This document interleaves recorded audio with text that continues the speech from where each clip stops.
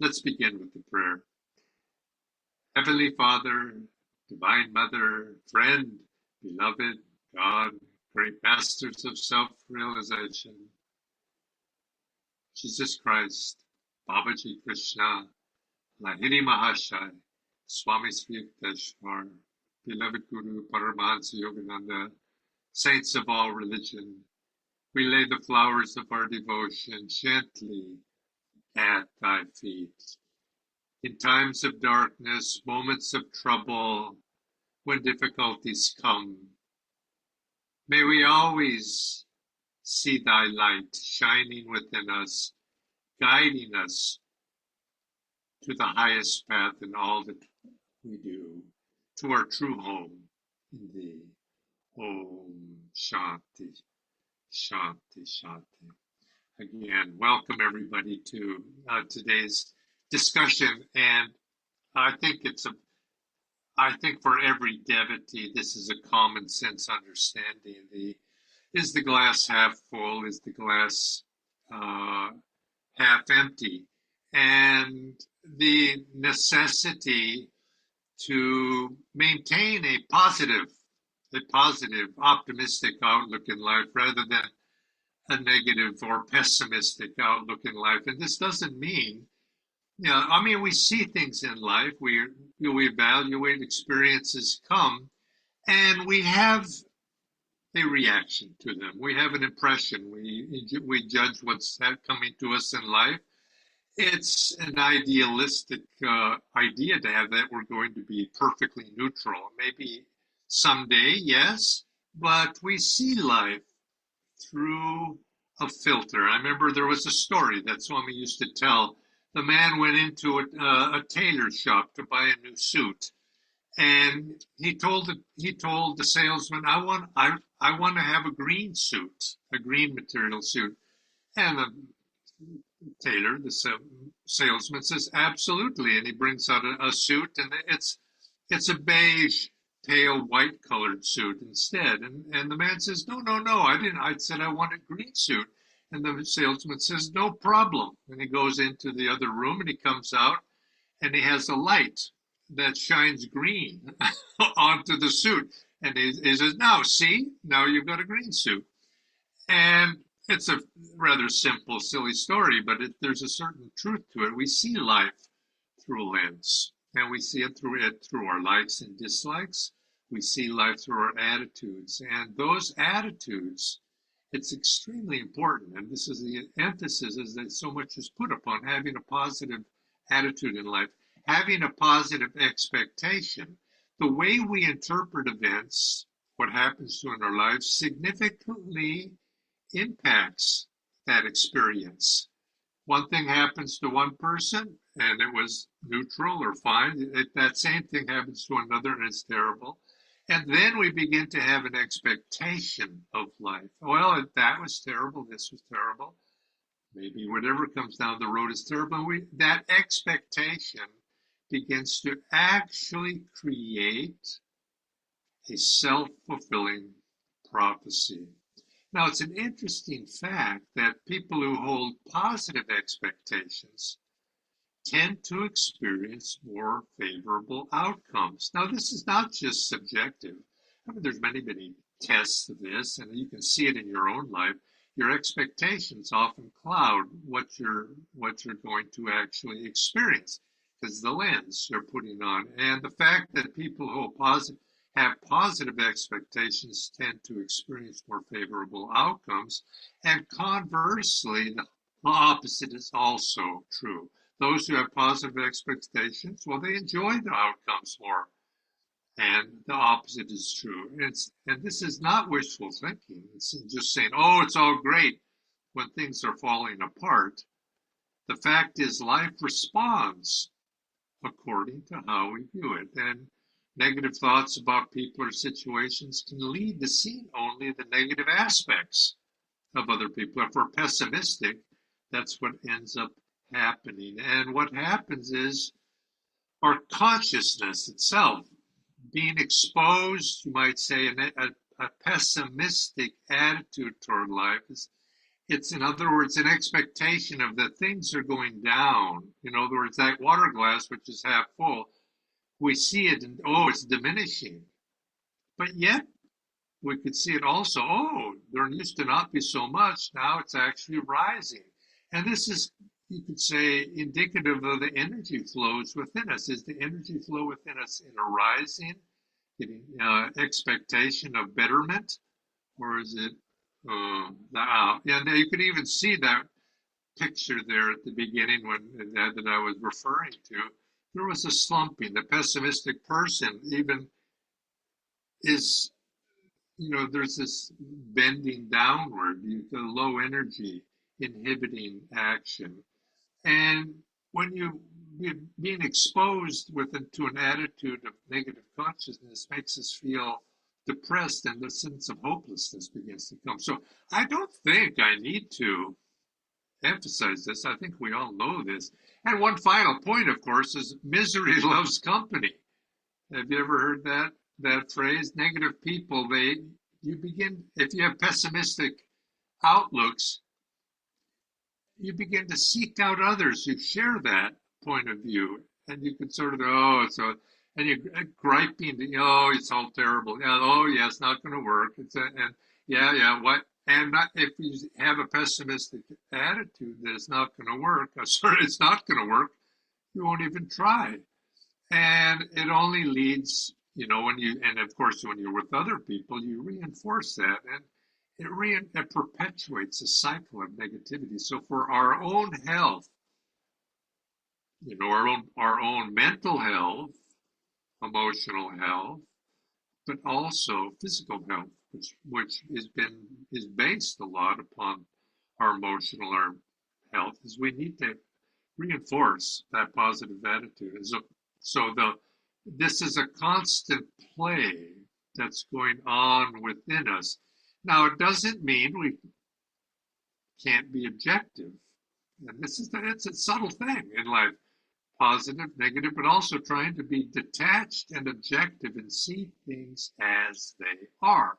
Because we don't want to gild the lily, as they say, and make things not they are, but it's the reactive tendency. What is our natural reaction to things, accepting things as they are? Oops, I guess we didn't win. Now we lost. How do we react to it?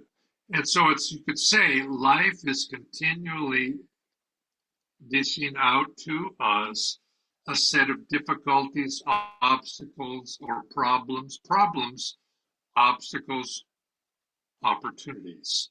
And we're continually having to counter that with solutions. So the essence of this is to train ourselves to be solution oriented, solution consciousness, to look at ourselves and counter that habit. Now, all of us, we have this habit, and the habit we want to engender is the habit of saying yes to life, to saying yes to whatever comes to us, and come up with a solution. And this is something we need to train ourselves. If we have a pessimistic attitude, we may not even be self-aware of it, but we can observe ourselves and see, how do we react to when life happens? Do we say yes to a problem? Or we all have problems. When problems come, we notice it. We're a little frustrated. Then training ourselves to then take that next step. What am I going to do about it? And what am I going to do about it? How can I fix this? How can I make it better?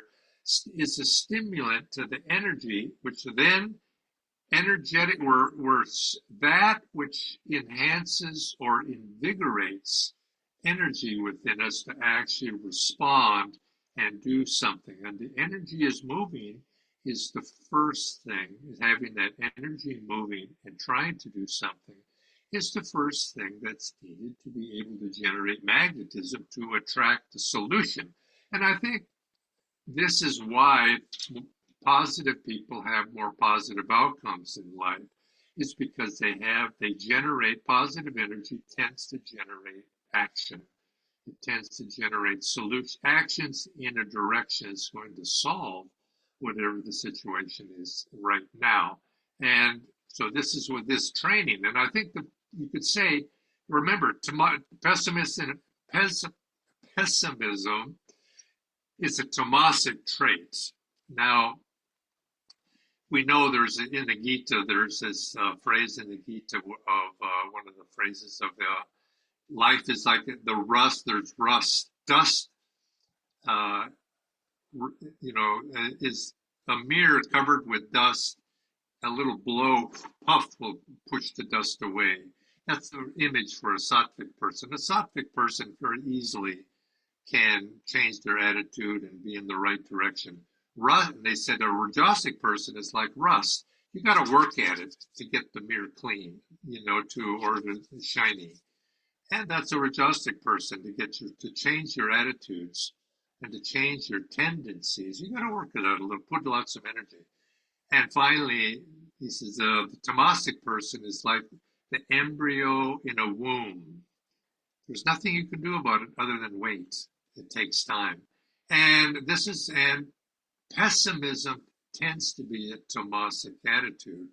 And so consequently, does that mean we can't do anything? Well, no. It means that we have to use other means. And you could sort of say and the most important thing, if you have a pessimistic attitude, is to look and change your environment. Put yourself in a positive environment. First, stop whatever it is that you're doing. That when you catch yourself, I'm being pessimistic, I'm being negative, I'm going downhill, I'm being problem oriented.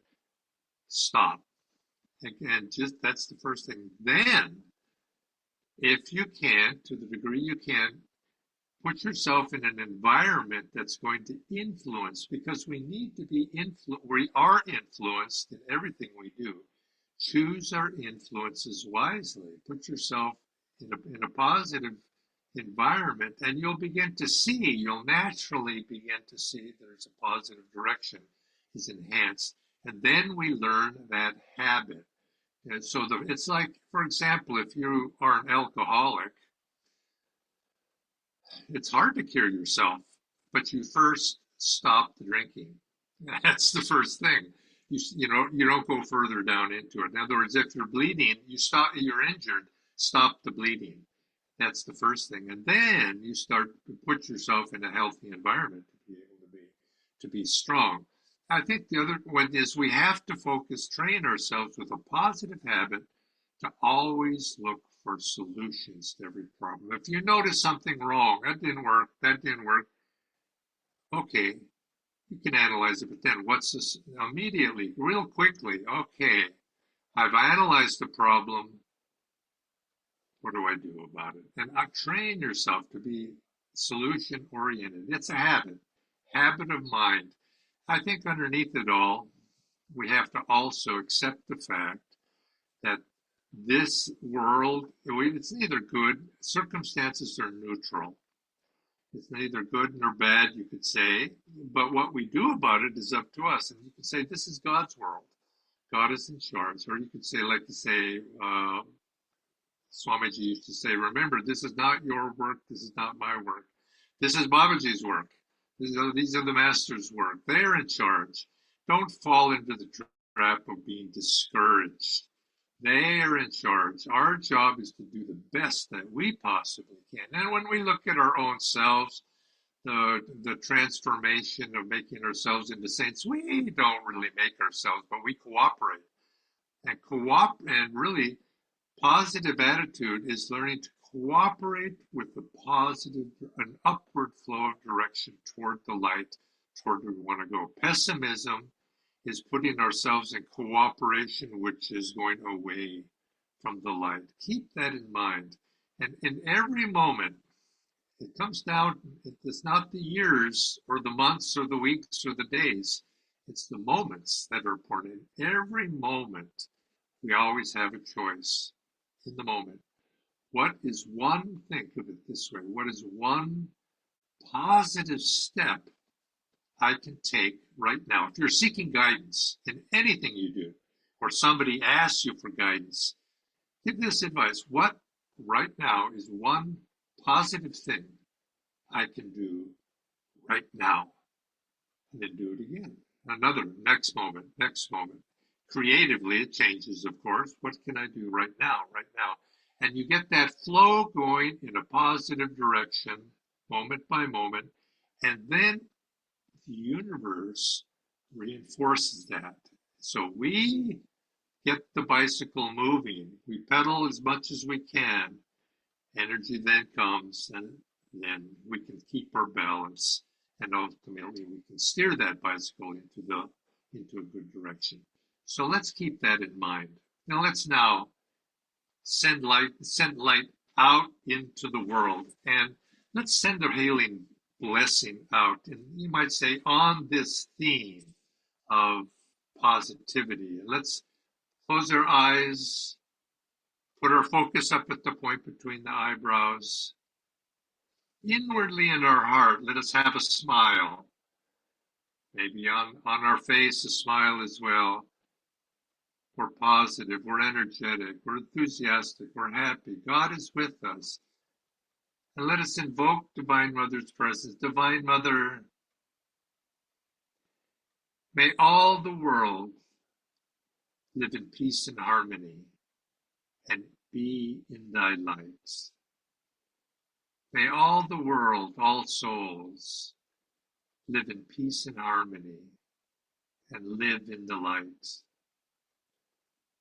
May all the world, all souls, live in peace and harmony and be in the light.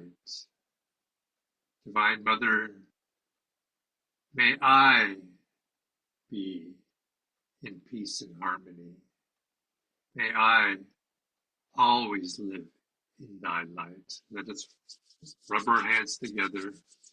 Let us send this out into the world. Oh.